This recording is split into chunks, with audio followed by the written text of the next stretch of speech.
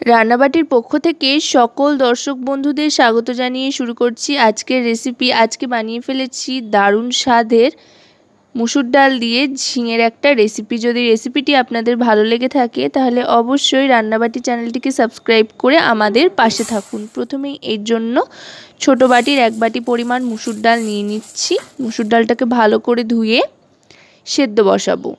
এখানে কড়াইতে জল নিয়ে এর মধ্যে মুসুর ডালটা সেদ্ধ বসিয়ে নিচ্ছি। এখানে কিন্তু মুসুর ডাল খুব বেশি পরিমাণে এই রান্নাটার জন্য ব্যবহার আমি করছি না, একটু কমই ব্যবহার করছি।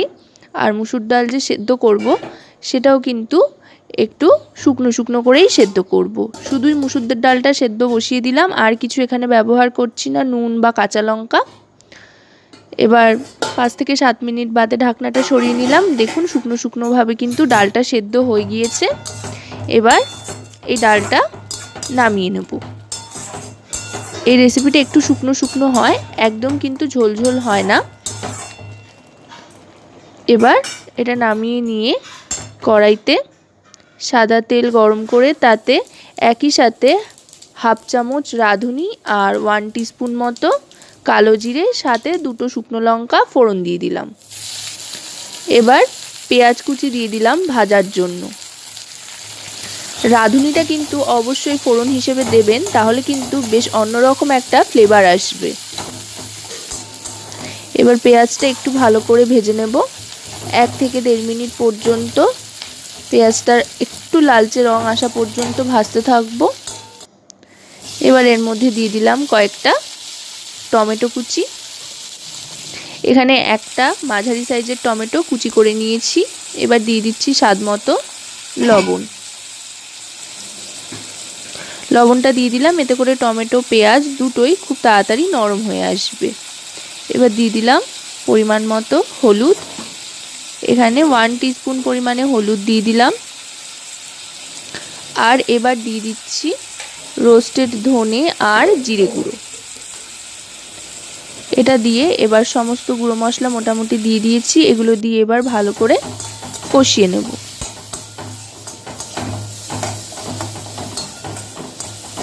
আমি এখানে কিন্তু লঙ্কার গুঁড়ো ব্যবহার করলাম না, চাইলে আপনারা করতেই পারেন, কিন্তু আমি এটা লঙ্কার গুঁড়ো ব্যবহার করিনি।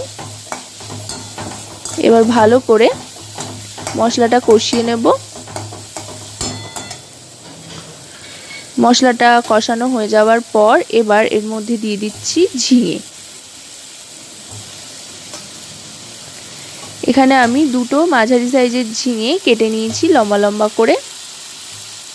আর কয়েকটা কাঁচা লঙ্কা দিয়ে দিলাম। কাঁচা লঙ্কার ঝালেই যেটুকু যা ঝাল হবে। এবার ভালো করে মশলার সাথে ঝিঙেটা মিশিয়ে নিচ্ছি। ঝিঙেটা মিশিয়ে নেওয়ার পর এবার ঢাকনা চাপা দিয়ে দেবো। জল আর দিলাম না, ঝিঙের থেকেই যেই জলটা বেরোবে তাতে করেই কিন্তু ঝিঙেটা সেদ্ধ হয়ে যাবে। 4 থেকে 5 মিনিট বাদে ঢাকনাটা সরিয়ে নিলাম। দেখুন ঝিঙের থেকে কিন্তু একটা জল বেরিয়েছে আর খুব সুন্দর একটা গন্ধও ছাড়ছে। এই রাঁধুনি আর পেঁয়াজ এই দুটোর একসাথে কম্বিনেশনে কিন্তু দারুণ সুন্দর একটা ফ্লেভার আসে। এবার আগের থাকতে সেদ্ধ করে রাখা ডালটা দিয়ে দিলাম, মুসুর ডাল। চাইলে আপনারা এই রেসিপিটা মুগ ডাল দিয়েও কিন্তু এই একইভাবে বানাতে পারেন। আর নিরামিষি দিনেও চাইলে মুগ ডাল দিয়ে পেঁয়াজ বাদ দিয়েও শুধু টমেটো দিয়েও এটা বানাতে পারেন, টমেটো আর আদা বাটা দিয়ে, তাতেও কিন্তু দারুণ লাগবে খেতে। মুসুর ডাল দিয়ে ভালো করে মিশিয়ে নিলাম। এবার গ্যাসের ফ্লেমটা একটু বাড়িয়ে দেবো যাতে ভালো করে ফুটে ওঠে আর কোনো রকম পানসে ভাব না থাকে।